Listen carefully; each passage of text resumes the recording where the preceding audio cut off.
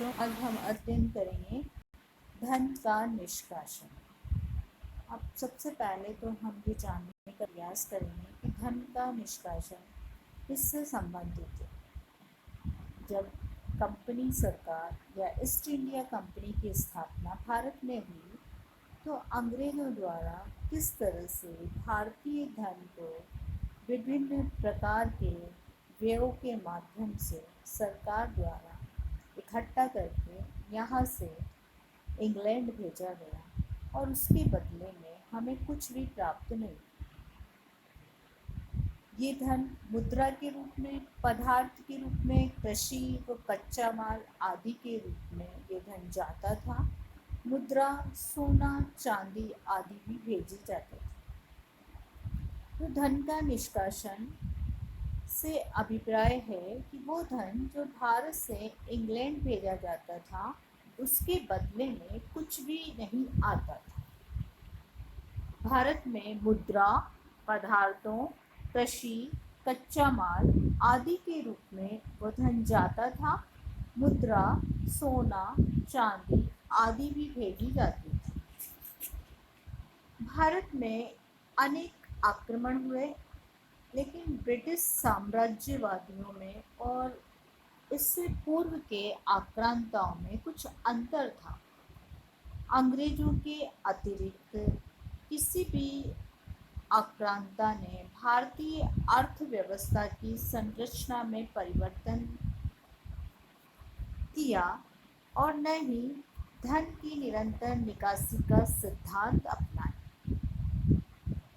भारत में ब्रिटिश शासन के फलस्वरूप भारतीय अर्थव्यवस्था उपनिवेशी अर्थव्यवस्था में रूपांतरित हो गई तथा भारतीय अर्थव्यवस्था की सभी नीतियां और कार्यक्रम उपनिवेशों हितों के अनुरूप बनने लगे। तो धन के निष्कासन में हम देखेंगे बंगाल में धन का निष्कासन किस प्रकार से हुआ, धन के निष्कासन के क्या क्या कारण रहे,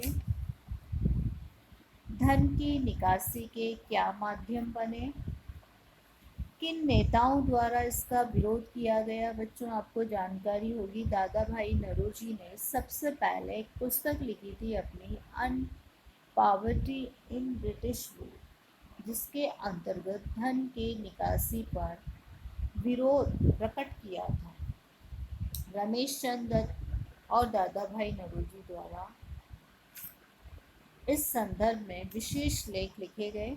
धन के निष्कासन के क्या क्या प्रभाव पड़े, इसके बारे में हम इस धन के निष्कासन वीडियो के माध्यम से जानने का प्रयास करेंगे। धन के निष्कासन से पूर्व भारत की समृद्धि का उल्लेख फ्रांसीसी यात्री बर्नियर, जो औरंगजेब के समकालीन थे, उन्होंने उल्लेख किया है कि भारत की समृद्धि किस तरह की थी कि 1700 ईस्वी में भारत की आर्थिक अवस्था का वर्णन करते हुए उन्होंने लिखा है, भारत एक अथाह गड्ढा है जिसमें संसार का अधिकांश सोना चांदी चारों तरफ से अनेक रास्तों से आकर जमा होता है और जिसे बाहर निकालने का उसे एक ही रास्ता नहीं दिखता। अपनी 2 यात्राओं के दौरान मैं बंगाल के संबंध में जो ज्ञान प्राप्त कर सका वो मुझे विश्वास दिलाता है ये मिस्र से भी अधिक धनी देश है। तो बच्चों, फ्रांसीसी यात्री बर्नियर जब भारत आया था तो 1700 ईस्वी में हमारा भारत किस तरह से समृद्ध था और इसीलिए इसे सोने की चिड़िया के नाम से संज्ञापित किया जाता है। लेकिन 1600 के पश्चात जब ईस्ट इंडिया कंपनी की स्थापना हुई, उसके पश्चात और बंगाल में प्लासी और बक्सर के युद्ध के पश्चात जिस तरह से धन इंग्लैंड भेजा गया वो धन का निष्कासन कहलाया। भारत की आर्थिक समृद्धि और बंगाल की संपन्नता के संबंध में लॉर्ड क्लाइव ने भी लिखा है, मुर्शिदाबाद का शहर उतना ही लंबा चौड़ा, आबाद और धनवान है जितना कि लंदन का शहर।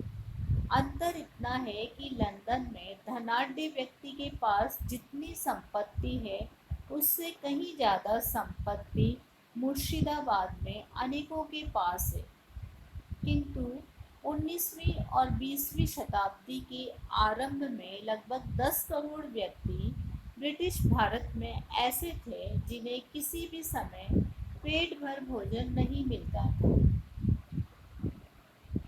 बंगाल की दीवानी का अधिकार प्राप्त होने के बाद कंपनी ने किसानों का शोषण प्रारंभ किया। कंपनी के कर्मचारी किसानों के साथ अमानुषिक व्यवहार करते थे। प्लासी के युद्ध के बाद भारत में अंग्रेजों की लूट प्रारंभ हो गई। अंग्रेज कर्मचारियों का निजी व्यापार भी धन निष्कासन का एक माध्यम था।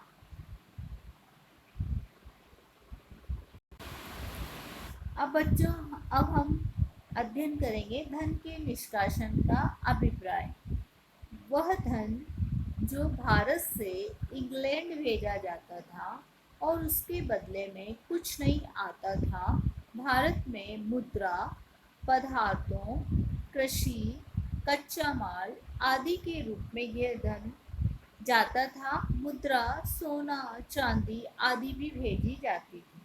तो इसका अभिप्राय क्या हुआ कि जो धन हमारे यहाँ से किसी भी रूप में जाता था उसके बदले में हमें कुछ प्राप्त नहीं होता था। तो धन का यहाँ से निकलना, उसके बदले में कुछ भी नहीं प्राप्त होना। अब सबसे पहले बंगाल से धन का निष्कासन किस प्रकार से हुआ। बंगाल सूबे से प्राप्त आमदनी से माल खरीदकर इंग्लैंड भेजना।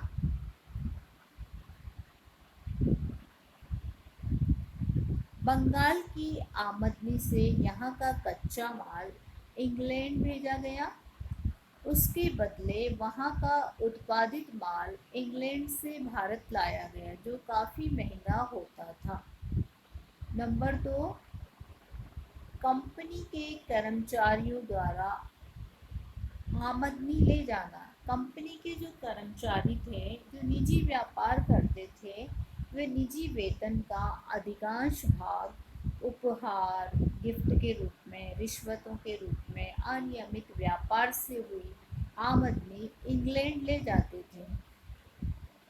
कंपनी को बंगाल के नवाब शाह आलम और अवध के नवाब से मिला हुआ नजराना, इसकी रकम लगभग 1 करोड़ 22 लाख रुपए थी। ये सारा धन भारत से बंगाल से इंग्लैंड जाता था और इसके बदले में भारतीयों को कुछ भी प्राप्त नहीं होता था। इन मदों के अतिरिक्त भारत में भेजी हुई धनराशि समय के साथ बढ़ती गई। ये धनराशि कितनी थी, विद्वानों में इसमें मतभेद है। डॉक्टर ताराचंद का मत है कि जो रकम बताई जाती है वो उसमें निष्कर्ष सारे भारतवर्ष में आयात और निर्यात की राशि पर आधारित नहीं था।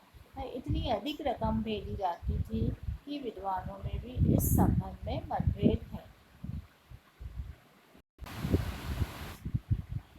अब हम देखेंगे धन के निष्कासन के क्या क्या कारण थे। भारत से भेजे गए धन से इंग्लैंड का औद्योगिक विकास होना। भारत से जो धन भेजा गया, इंग्लैंड के औद्योगिक विकास को उससे प्रगति मिली। डॉक्टर ताराचंद के अनुसार उपलब्ध प्रमाणों के आधार पर ये बिना किसी संदेह के कहा जा सकता है कि इंग्लैंड का महान औद्योगिक ढांचा भारत के उत्पादकों के विनाश पर प्लासी के बाद खड़ा किया गया था। इंग्लैंड के ऐतिहासिज्ञों ने भी ये स्वीकार किया है कि भारत में ब्रिटिश साम्राज्य की स्थापना और इंग्लैंड की औद्योगिक क्रांति का घनिष्ठ संबंध है।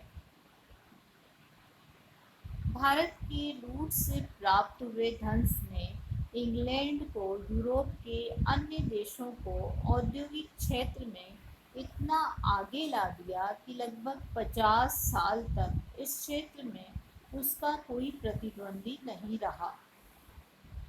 दूसरा कारण है पूंजीपतियों का दबाव। इंग्लैंड के पूंजीपतियों को धन की जरूरत थी, अतः उन्होंने सरकार पर निरंतर दबाव डाला कि वो भारत से आने वाले धन में किसी प्रकार की कमी न होने दें। यूरोपीय देशों की प्रतिद्वंदिता। उद्योग औद्योगिक विकास में इंग्लैंड को अन्य देशों के प्रतिद्वंदिता सहन करनी पड़ती थी, इसलिए भारत से आने वाला धन का प्रयोग इसके लिए किया जाता था। साम्राज्यवादी मनोवृत्ति। इंग्लैंड व पश्चिम के सभी देशों ने इस समय एशिया और अफ्रीका में अपने साम्राज्य स्थापित किए और उनका शोषण किया।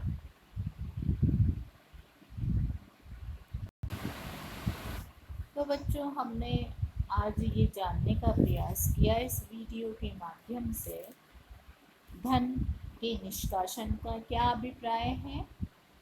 धन का निष्कासन से पूर्व भारत की आर्थिक समृद्धि का उल्लेख यहाँ आने वाले विदेशी यात्रियों ने अपने पुस्तकों में किया है और इसे सोने चांदी से लबरेज देश की संज्ञा प्रदान की है।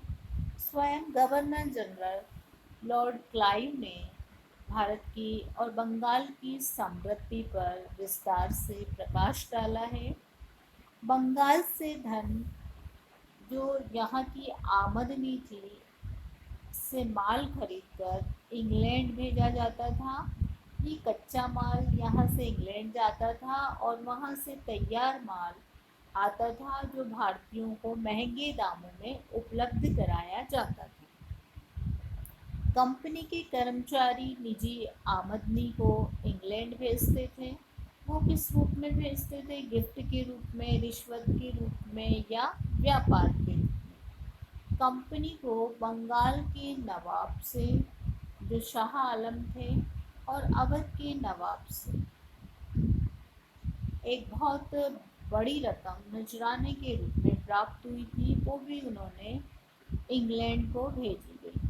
तो बच्चों, हमने ये जानने का प्रयास किया कि बंगाल से धन किस प्रकार से निकाला गया और धन के निष्कासन के क्या क्या कारण रहे कि इंग्लैंड के औद्योगिक विकास या औद्योगिक क्रांति का जो श्री गणेश हुआ वो भारतीय धन से माना जाता है, ऐसा इतिहासकारों का मान्यता है।